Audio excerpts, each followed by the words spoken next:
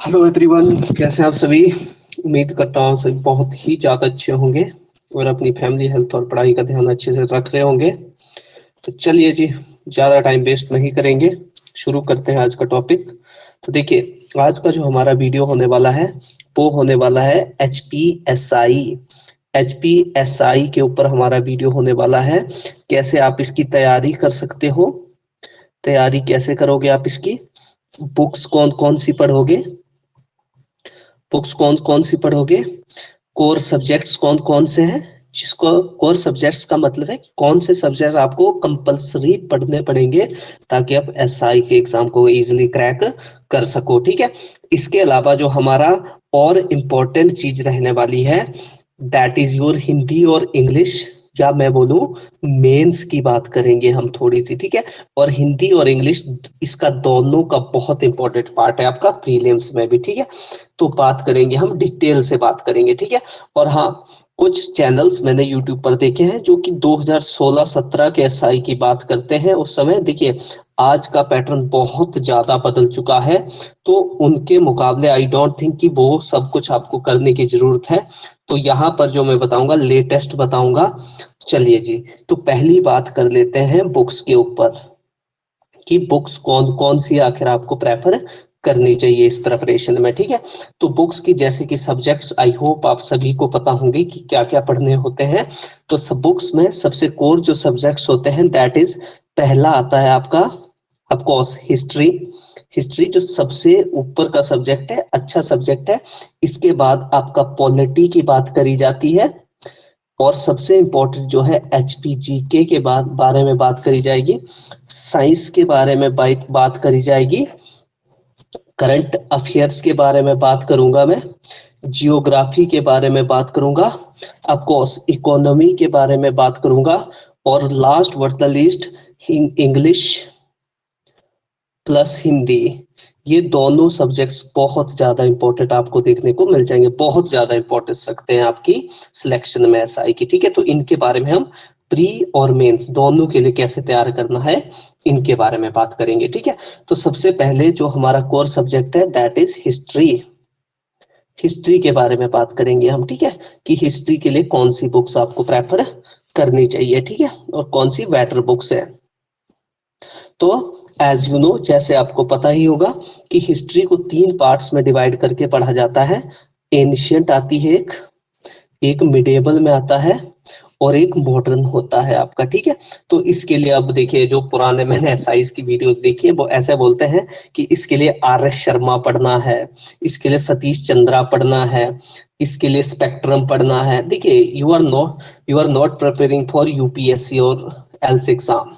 ठीक है, आप एचपीएसआई की तैयारी कर रहे हो तो उसी के स्टैंडर्ड से हिसाब से पढ़ना है। कुछ मैं बोलूंगा इन तीनों में से कोई बुक नहीं प्रेफर करनी है आपने, कुछ भी नहीं पढ़ना है ऐसा वैसा आपने इन बुक्स में से। ठीक है, आपने जो पढ़ना है, आपने जो बुक्स पढ़नी है वो बिल्कुल सिंपल सी किताबें पढ़नी है आपने, कोई ज्यादा डिटेल में जाने की जरूरत नहीं है आपको। वो बुक्स कौन सी रहेंगी ध्यान से देखिएगा। तो देखिए, अरिहंत का आई होप सबने नाम सुन के रखा होगा। अरिहंत पब्लिशर है, इसकी एक किताब आती है जिसका नाम है मैग बुक। मैग बुक आती है इसकी एक। ठीक है, मैग बुक पढ़ लेना आप लोग, क्योंकि 2019 में जब मैंने एचपीएसआई का एग्जाम क्लियर करा था, अच्छे मार्क्स से क्लियर करा था, 130 प्लस मार्क्स स्कोर करे थे मैंने 170 में से, तो अच्छे मार्क्स से स्कोर करा था। मैंने सिर्फ ये मैग बुक ही पढ़ा था, और इस पे सब कुछ आपका आर्ट एंड कल्चर भी कवर हो जाएगा साथ में। ठीक है, आर्ट एंड कल्चर भी कवर हो जाएगा। ठीक है, तो इसमें से अगर 20 क्वेश्चन आए थे उस बार, तो 19 इस पे डायरेक्टली मिल गए थे। अब देखिए, एक के लिए अगर आप सोचोगे कि आर एस शर्मा पढ़ना है तो आई थिंक ये बेवकूफी होगी। तो हिस्ट्री के लिए सिर्फ और सिर्फ मैग बुक पढ़ना है आप लोगों ने। ठीक है, गेटिंग माय पॉइंट। नेक्स्ट पे चलते हैं। नेक्स्ट जो सब्जेक्ट है दैट इज पॉलिटी। नेक्स्ट जो आपका इंपॉर्टेंट सब्जेक्ट है दैट इज पॉलिटी। देखिए, पॉलिटी के लिए वैसे तो बोलते हैं लक्ष्मीकांत पढ़ना है, लेकिन मुझे नहीं लगता, अगर टाइम है तो ठीक है, अच्छी किताबें पढ़ सकते हो आप, लेकिन टाइम अच्छा कम है आपके पास, तो आप क्या कर सकते हो, महेश कुमार बर्णवाल की किताब आती है, महेश कुमार बर्णवाल, उसकी किताब आप प्रेफर कर सकते हो। शॉर्ट में है, ज्यादा डीप में जाने की जरूरत नहीं है, तो नॉर्मल सी किताब है। और देखिए, पॉलिटी यार 20 क्वेश्चन आते हैं ना, हो जाती है टैकल, तो इस पे मुझे नहीं लगता आपको वैसे इतना डिटेल में पढ़ने की जरूरत है, वही अपॉइंटमेंट्स पूछेंगे वगैरह वगैरह, आसान होता है, कोई दिक्कत नहीं है इसमें, ठीक है। नेक्स्ट जो है हमारा, नेक्स्ट जो आपका कोर सब्जेक्ट है और इम्पोर्टेंट भी है, दैट इज साइंस। साइंस, देखिए अगर आप साइंस बैकग्राउंड से हो, अर्थात आपने +1 2 में अगर साइंस पढ़ के रखा है, फिर तो मुझे नहीं लगता कोई दिक्कत है। लेकिन जिन्होंने नहीं पढ़ के रखा है, कहा जाता है एनसीईआरटीज पढ़ लो, लेकिन मुझे नहीं लगता यार एनसीईआरटी पढ़ने की जरूरत है साइंस के लिए। आप क्या करना, सिंपली दृष्टि आईएएस की किताब खरीद लेना। दृष्टि आईएएस की किताब आएगी, देखिए आईएएस का नाम सुन के ये मत सोचना है बड़ी मुश्किल होगी, देखिए साधारण सी किताब है, एनसीईआरटी मिक्स्ड है, एनसीईआरटी मिक्स्ड है और अपने भी बहुत सारे इनपुट्स हैं, तो यहाँ से कवर हो जाएगा, आपकी पूरी साइंस अच्छे से कवर हो जाएगी। हाँ, लूसेंट भी बहुत बच्चे पढ़ते हैं, नो डाउट अच्छी किताब है, यहाँ से भी सारे क्वेश्चन मिल जाएंगे, लेकिन थोड़ा सा ना टफ है ये किताब पढ़ने को, तो मुझे नहीं लगता यार इसको पढ़ने, अगर पहले से पढ़ रहे हो तो इट्स वेल एंड गुड, कोई जरूरत नहीं है कोई और किताब प्रेफर करने की। लेकिन अगर पहले से नहीं पढ़ रहे हो तो दृष्टि आईएएस आसान किताब है, पढ़ने में आसानी रहेगी आप लोगों को, ठीक है। तीसरे सब्जेक्ट पे चलते हैं, थर्ड सब्जेक्ट पे चलते हैं, दैट इज योर एचपीजी के। देखिए मोस्ट इंपॉर्टेंट पार्ट है भाई एचपीजी के, ये यही तो आपकी सिलेक्शन तय करेगा। तो एचपीजी के लिए क्या कर सकते हो, देखिए वैसे तो बोलोगे भारत दर्पण इसके लिए आती है ना, हिमाचल दर्पण, सॉरी हिमाचल दर्पण किताब आता है ना, हिमाचल दर्पण, लेकिन मुझे नहीं लगता यार हिमाचल दर्पण थोड़ा बल्कि हो जाता है ये किताब, तो वर्थ नहीं है ये, तो मुझे नहीं लगता ये पढ़ने की जरूरत। फिर बोलते हैं बलोखरा पढ़ना चाहिए, देखिए यार बलोखरा कोई जरूरत नहीं, आपने मेंस थोड़ी ना लिखना है उसका, मेंस में थोड़ी ना एचपीजी के आएगा उधर, तो मुझे नहीं लगता बलोखरा पढ़ने, just you need to clear only prelims, और मेंस में तो वैसे भी नहीं पूछा जाएगा। तो मुझे लगता है आपने जोगटा को रट्टा मार लेना है, जोगटा एकेडमी की किताब अच्छी किताब है, 200 से 250 से 300 पेजेस आपके देखने को मिल जाएंगे, इसी को यार बार बार रटो, जोगटा आईएएस एकेडमी की किताब होगी, उसी को रट्टा मार लो अच्छे से, बहुत है यार। और हाँ, 2019 में जो एचपीजी क्या था बहुत आसान आया था, उसको देख के मत पढ़ना कि मैं इतना आसान आएगा भाई इग्नोर कर रहे हो, नहीं नहीं, मुझे लगता है इस बार 35+ क्वेश्चन आएंगे, 35+ क्वेश्चन आएंगे एचपीजी के, तो प्लीज डू रिमेम्बर जोगटा को रट्टा मार लो यार, जोगटा ही रटना है बस, दैट्स ऑल, कुछ नहीं पढ़ना है इसके लिए, इसके अलावा, ठीक है। नेक्स्ट पे चलते हैं, नेक्स्ट जो आपका कोर सब्जेक्ट है that is current affairs. Current affairs देखिए बहुत इंपॉर्टेंट है, 20 क्वेश्चन रहने वाले हैं, लगभग 20+ भी बोल सकता हूं, लेकिन 15 और 20 के बीच तो 100% क्वेश्चन रहने वाले हैं, और मैं बोलूंगा इजी सेक्शन है, अगर ध्यान से पढ़ो तो कवर किए जा सकते हैं। तो आपने क्या करना है, जनवरी से शुरू हो जाना है, ये जो जनवरी 2023 है, 1 जनवरी से शुरू कर देना, एग्जाम जब मर्जी हो कोई दिक्कत नहीं है इसकी, ठीक है। 1 जनवरी से सर कहाँ से मैगजीन पढ़े, महासागर मैगजीन, नहीं नहीं नहीं, कोई जरूरत नहीं है कोई मैगजीन पढ़ने की, you need to do one thing only, एक काम करना है, जीके टुडे। जीके टुडे देखिए यूट्यूब पर इसकी रेगुलर वीडियोस आपको जीके टुडे की देखने को मिल जाएंगी, वहां पर डेली के 10 क्वेश्चंस आपको होते हैं, वही पढ़ने हैं। और इनकी पता अच्छी बात क्या है, ये रिवाइज भी कराते रहते हैं साथ में, जैसे अभी मार्च चला हुआ है तो फरवरी के रिवाइज कराते रहेंगे साथ में, लास्ट में महीने की कंपाइलेशन वीडियो आती है, लिखने नहीं बैठना इनको कि लिख रहे हो 10-10, नहीं कोई जरूरत नहीं है, लास्ट में कंपाइलेशन वीडियो आता है मंथ का, 2-3 आवर्स का वो वीडियो होता है, तो आई थिंक आप उसको भी देख सकते हो, तो करंट अफेयर आपका बहुत अच्छा हो जाएगा, कोई जरूरत नहीं है टेंशन लेने की आपको, ठीक है जी। तो ये हो गया आपका करंट अफेयर्स। अब नेक्स्ट जो है दैट इज योर जियोग्राफी, देखिए इंपॉर्टेंट कोर सब्जेक्ट है जियोग्राफी। अब देखिए जियोग्राफी में मैक्सिमम जो बच्चे मैंने देखा और सुना हुआ है वो ऐसा ही करते हैं कि सर जियोग्राफी के लिए ना अपन क्या करेंगे, एनसीईआरटीज पढ़ेंगे, लेकिन देखिए मैं बोलूंगा अगर आप एनसीईआरटी का भी पढ़ोगे ना, इसको समझने के लिए बहुत हाई लेवल का नॉलेज चाहिए, और ऐसी मुझे नहीं लगता यार जरूरत भी है आप लोगों को, ठीक है। तो चाहे वर्ल्ड जियोग्राफी हो या इंडियन जियोग्राफी हो, आपको सिर्फ एक किताब लेनी है, दृष्टि आईएएस की किताब, दृष्टि आईएएस की किताब आपने खरीद लेनी है, इस पे बहुत अच्छे से एक्सप्लेन है, चाहे वो इंडियन जीके हो आपका, इंडियन जियोग्राफी हो या वर्ल्ड जियोग्राफी हो, दोनों बहुत ही आसान तरीके से आपको बताए गए हैं, तो आई थिंक इसी को आपको प्रेफर करना चाहिए, ठीक है। जियोग्राफी के लिए, ठीक है। तो ये तो हमारे कुछ कोर सब्जेक्ट्स थे जो आपको बहुत इंपॉर्टेंट हेल्प करेंगे, तो मेरे हिसाब से यही बुक्स फॉलो करोगे तो बहुत है, ठीक है। अब जो last but not the least, economy. Economy देखिए, अगर नहीं पढ़ी है ना तो बहुत समस्या होगी आप लोगों को।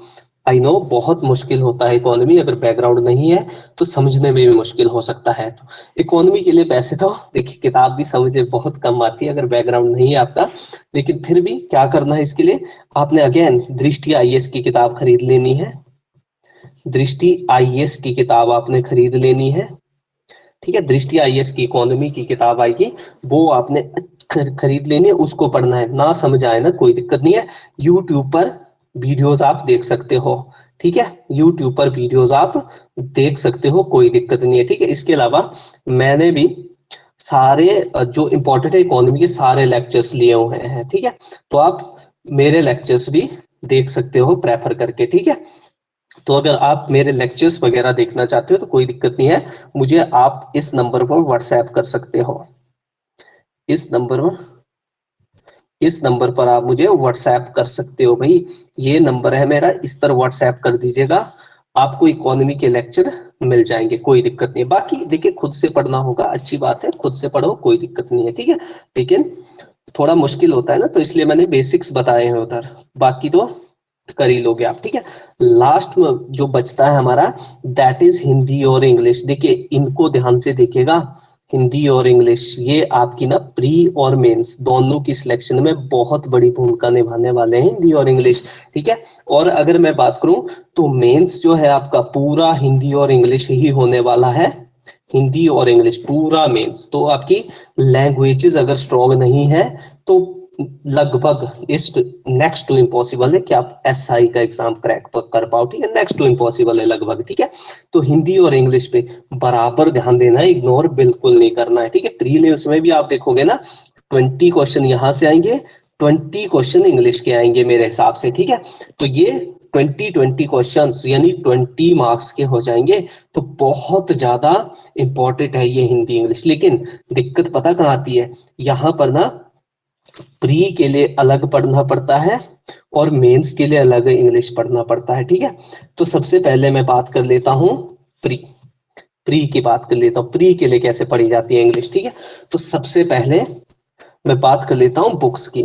तो बुक्स में आपने क्या पढ़ना है, देखिए एक किताब आती है लूसेंट की, आपकी लूसेंट का ग्रामर आएगा, वो प्रेफर करना है, लूसेंट का grammar plus rain and Martin.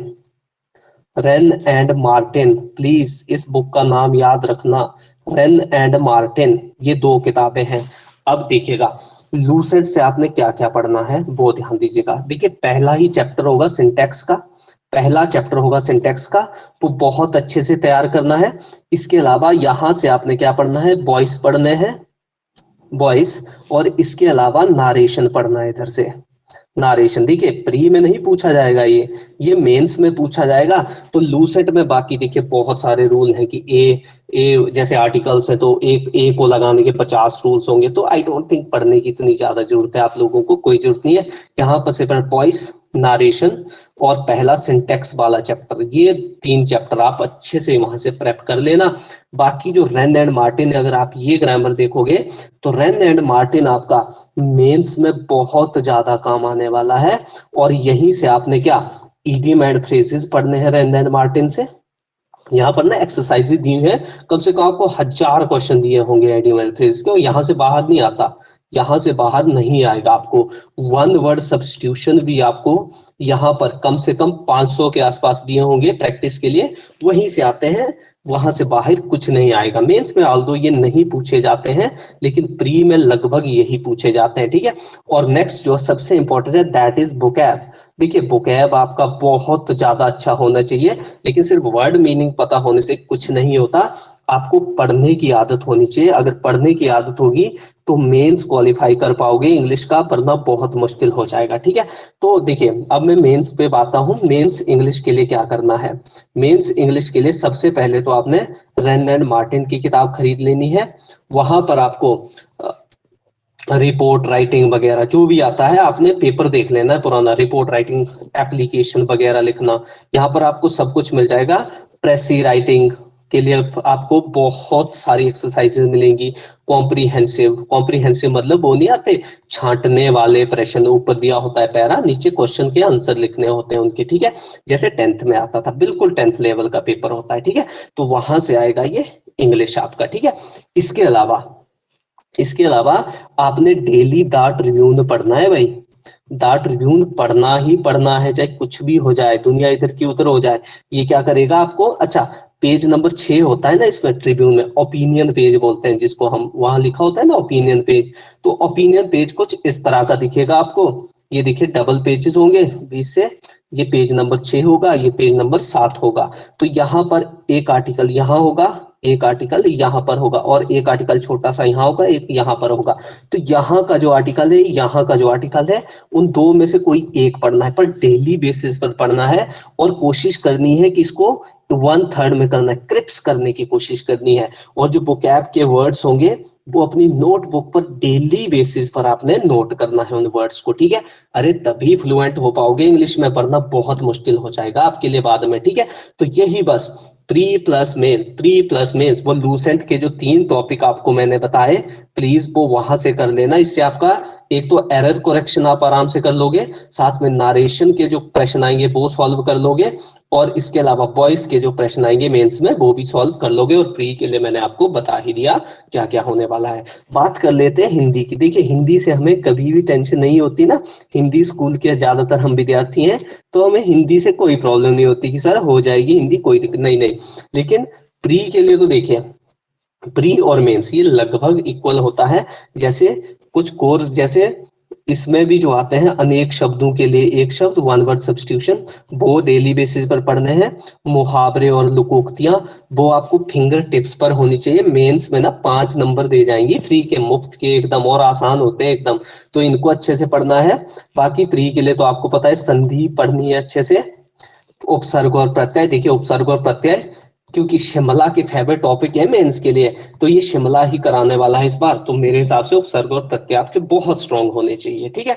और हिंदी में बाकी जो अलग चीजें बचती, जिसका नॉलेज बहुत कम बच्चों को होता है, सर हम गद्यांश और पद्यांश कैसे करें, गद्यांश और पद्यांश, तो इनका ध्यान से सुनना। गद्यांश और पद्यांश, पद्यांश का मतलब होता है कविताएं, और गद्यांश का मतलब होता है आपको एक पैरा दिया रहेगा, उसको आपने मीनिंग नीचे लिखना होता है, ठीक है।